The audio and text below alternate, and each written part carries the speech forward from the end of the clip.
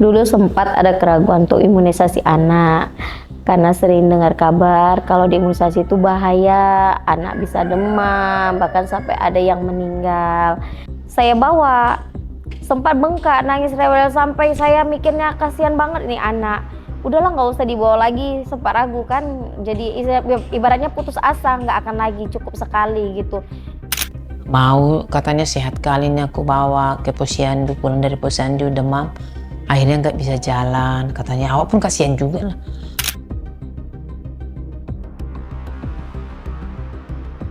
Nah, perkenalkan, nama saya Aziza Rezeki Hasibuan. Sekarang saya dikaruniai 2 orang putra. Nama saya Paida Borusyahan, umur 67. Saya punya cucu sudah 14. Namanya kita berperan sebagai orang tua, sebagai opung. Ya kita lah yang menyuruh mereka mandi, tidur siang, makan. Itulah opung-opung sekarang ini. Lebih berperan kita opung sebetulnya daripada mamanya. Karena mamanya kerja ya kan. Jujur pernah banget, pengen banget me time itu pengen me time, janjian sama teman, hangout kemana gitu pengen, tapi pernah saya coba tetap pikiran tuh ke rumah. Jadi ibu rumah tangga itu nggak salah, membesarkan anak, didik anak bagus-bagus, semua dicari itu untuk anak. Selalu saya bilang sama suami, jangan pernah keluarkan kata lelah, jangan pernah keluarkan kata capek, karena itu semua untuk anak. Ada capeknya tapi ada malah hiburan lah. Karena kalau nggak ada cucu kita rasanya sepi. Ada yang senang, ada yang belum lagi disuntik udah meraung-raung. Ya mesti gini-gini lah, kadang ikut mamanya mengayun-ayun. Ya gitu. Ya seru juga kalau udah jumpa di posyandu itu. Saya dapat WhatsApp, mereka ngingatin, ini bulan depan nih si bayi harus dapat imunisasi lagi gitu.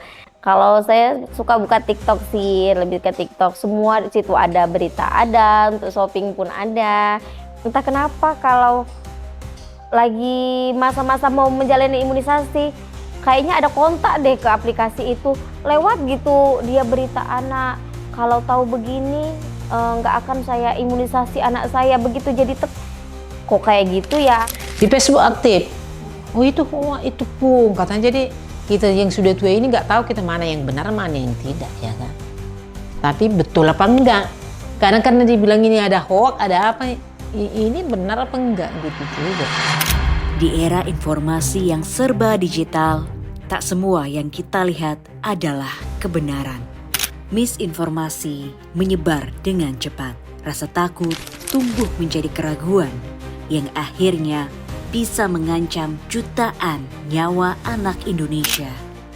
Seperti di Sumatera Utara, Riau, Kalimantan Barat, dan Sulawesi Utara, lebih dari 80% orang tua masih terpengaruh oleh konten negatif terkait imunisasi yang tersebar di media sosial.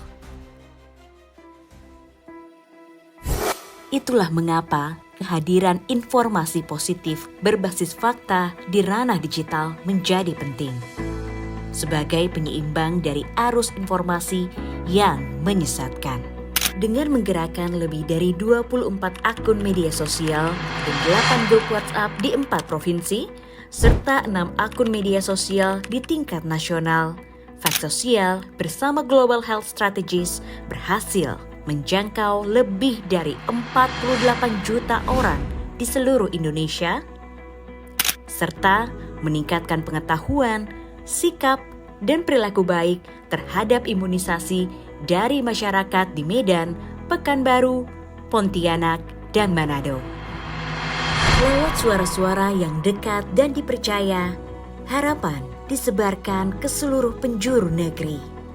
Lebih dari 500 anggota komunitas lokal dan 24 tokoh masyarakat serta puluhan pegiat media sosial berpartisipasi membawa pesan positif tentang pentingnya imunisasi untuk masa depan generasi penerus negeri. Jejak para pejuang imunisasi juga turut hadir dalam kisah-kisah yang menyentuh.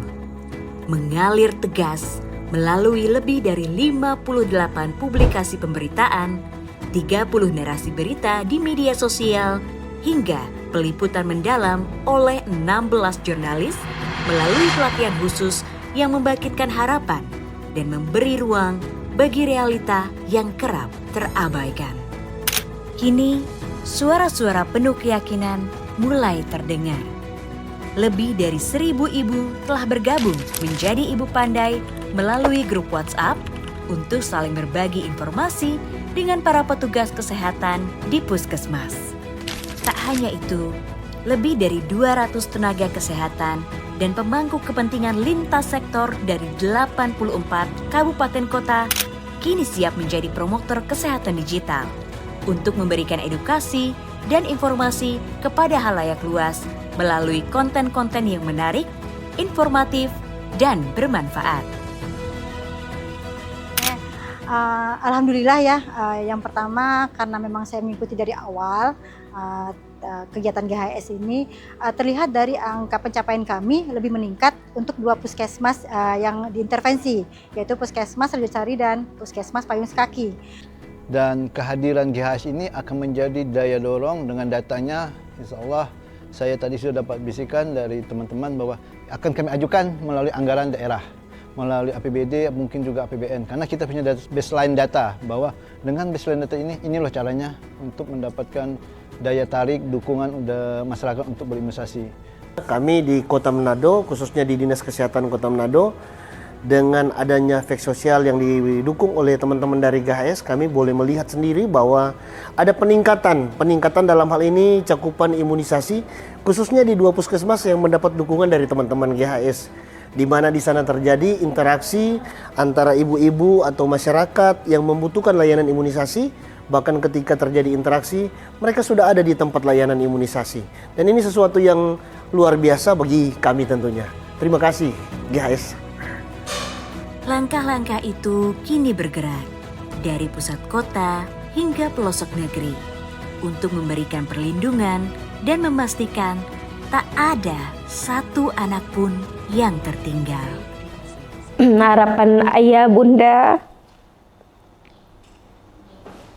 anak-anak bunda jadi anak yang soleh, sukses dunia akhirat, tetap rendah hati, tidak sombong,